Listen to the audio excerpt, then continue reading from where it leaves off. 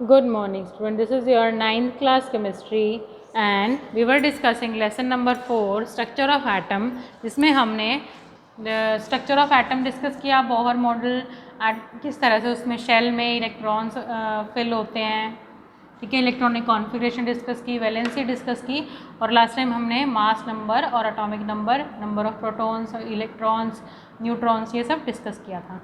आज हम डिस्कस करेंगे आइसोटॉप और आइसोबार क्या होता है, आइसोटॉप्स एंड आइसोबार क्या होता है, आइसोटॉप्स एंड आइसोबार्स क्या होता है। आइसोटॉप्स क्या होते हैं? आइसोटॉप्स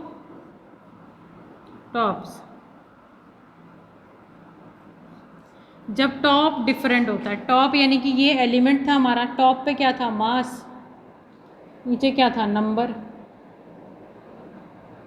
ये मास नंबर, ये एटॉमिक नंबर, ठीक है, एटॉमिक नंबर, मास नंबर, ऊपर क्या था? मास, एटॉमिक नंबर। तो टॉप जब डिफरेंट होता है यानी कि मास डिफरेंट है, elements with same atomic number, element with the same atomic number but different atomic mass. Element have same atomic number but different atomic mass are called as isotopes, are called as isotope. For example, आपका chlorine है Cl और Cl, ठीक है।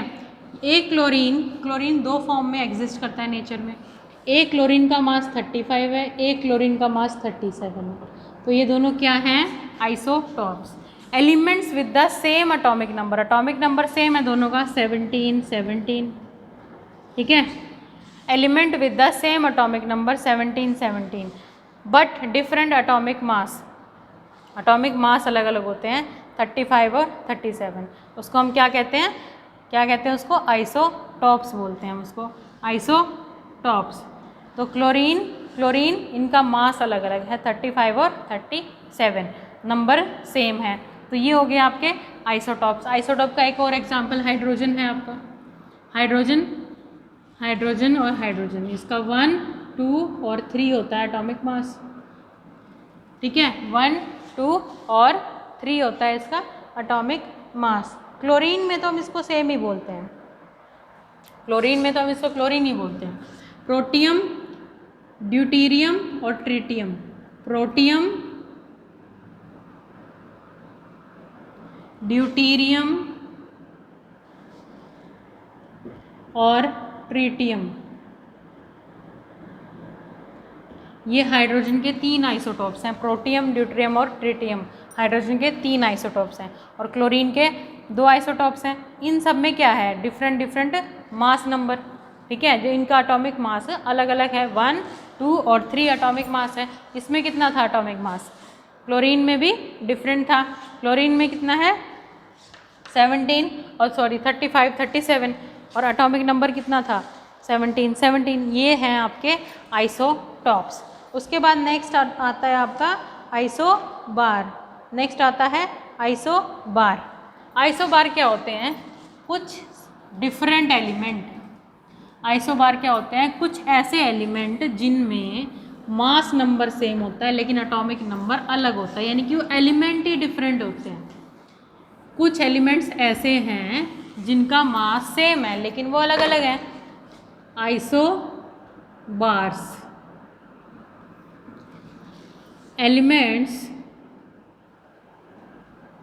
with same mass number but different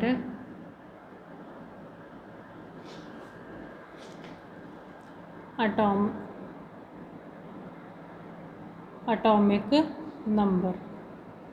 Different atomic number. Elements with same mass number, different atomic number are called as isobars. मतलब ऐसे element जिनका mass same है लेकिन उनका एटॉमिक नंबर अलग है, वो एलिमेंट अलग अलग हैं. जैसे आर्गन और कैल्शियम है.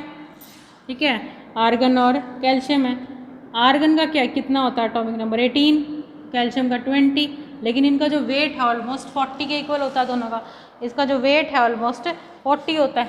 ठीक है, वेट क्या है 40 होता है. तो ये दोनों क्या है 40 सेम है ना, और ये डिफरेंट एटॉमिक नंबर. तो ये क्या हो गया आपका एटॉमिक नंबर अलग अलग है. 18 और 20 एटॉमिक नंबर है अलग अलग है, और एटॉमिक मास सेम है 40 एंड 40. ठीक है, तो इसमें क्या है same mass number but different atomic number. Element भी अलग अलग हो गए. तो ये क्या कहलाते हैं आइसोबार्स. इनको हम क्या बोलते हैं आइसोबार्स. या फिर आप इसको ये भी बोल सकते हो same proton but different neutron. ये भी बोल सकते हो आप सेम प्रोटॉन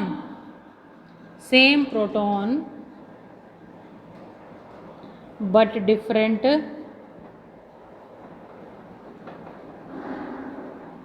न्यूट्रॉन. क्यों ऐसा क्यों बोल सकते हैं हम इसको? ऐसा इसलिए बोल सकते हैं क्योंकि प्रोटॉन किसके बराबर होता है एटॉमिक प्रोटॉन किसके बराबर होता है? प्रोटॉन एटॉमिक नंबर के बराबर होता है. ठीक है, और न्यूट्रॉन मास नंबर और इन दोनों इसको इन प्रोटॉन और न्यूट्रॉन को प्लस कर देंगे तो आपका मास आ जाएगा. प्रोटॉन और न्यूट्रॉन को प्लस कर देंगे इनका मास आ जाएगा. ठीक है, तो सेम नंबर ऑफ प्रोटॉन हो गए आइसोबार में but different number of neutron हो गए. ठीक है, ये इस तरह से भी डिफाइन कर सकते हैं और इस तरह से भी हम आइसोबार को डिफाइन कर सकते हैं. इसके बाद हम कुछ न्यूमेरिकल हैं प्रोटॉन और न्यूट्रॉन के, उनको डिस्कस कर लेंगे.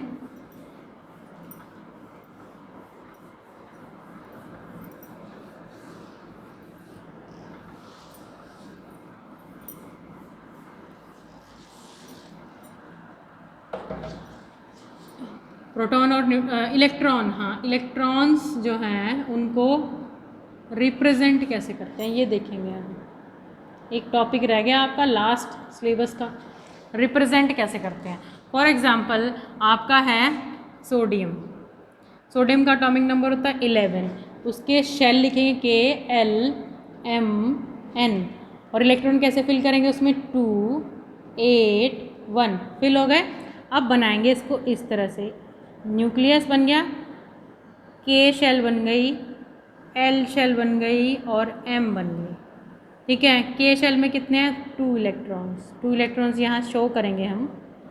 L शेल में कितने 8 इलेक्ट्रॉन्स. 1 2 3 4 5 6 7 8 इक्वली डिस्ट्रीब्यूट करेंगे इसको इलेक्ट्रॉन्स को. ऐसे नहीं कहीं भी एक ही जगह लगा दिए, नहीं 1 इलेक्ट्रॉन.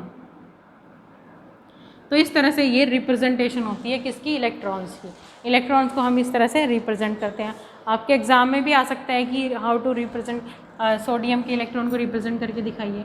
ठीक है, एक और एग्जाम्पल ले लेते हैं हम. Suppose chlorine.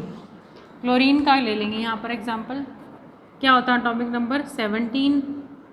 ठीक है, 7 आउटर मोस्ट शेल में 7 इलेक्ट्रॉन है.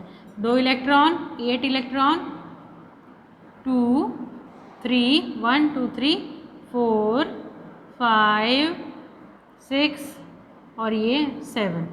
यहाँ पर 7 इलेक्ट्रॉन आ गए. इस तरह से रिप्रेजेंट करेंगे आप इसको. ठीक है, तो इस तरह से आपको क्या करना है रिप्रेजेंटेशन करनी है. एक दो एलिमेंट और देख लेते हैं, उस फिर हमारा बिल्कुल क्लियर हो जाएगा. ठीक है, और एग्जाम्पल देखिए जैसे कि आपका ये है क्लोरीन है. क्लोरीन हो गया आपका, हाइड्रोजन हो गया. मैग्नीशियम देखिए, मैग्नीशियम देखिए,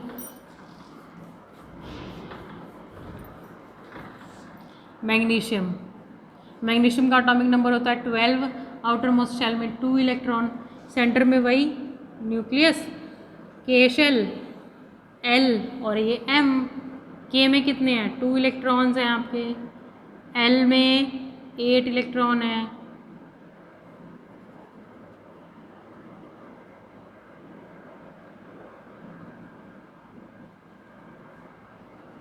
और M में 2 इलेक्ट्रॉन्स. इस तरह से जितना इक्वली डिस्ट्रीब्यूट हो सके उतना करना है। तो इस तरह से आप इलेक्ट्रॉन को रिप्रेजेंट करेंगे। ये आपका लास्ट टॉपिक था आपके 4th चैप्टर का और आपके सिलेबस का। ठीक है, इसके बाद आप हम रिवीजन करेंगे। Thank you and have a nice